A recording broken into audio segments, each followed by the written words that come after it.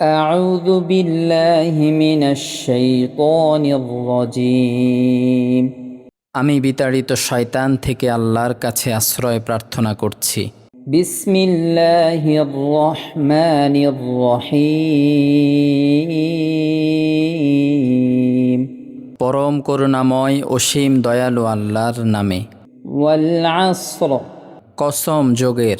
إن الإنسان لفي خسر নিশ্চয়ই মানুষ ক্ষতিগ্রস্ত, إلا الذين آمنوا وعملوا الصالحات وتواصوا بالحق وتواصوا بالصبر কিন্তু তারা নয় যারা বিশ্বাস স্থাপন করে ও সৎকর্ম করে এবং পরস্পরকে তাকিদ করে সত্যের এবং তাকিদ করে সবরের।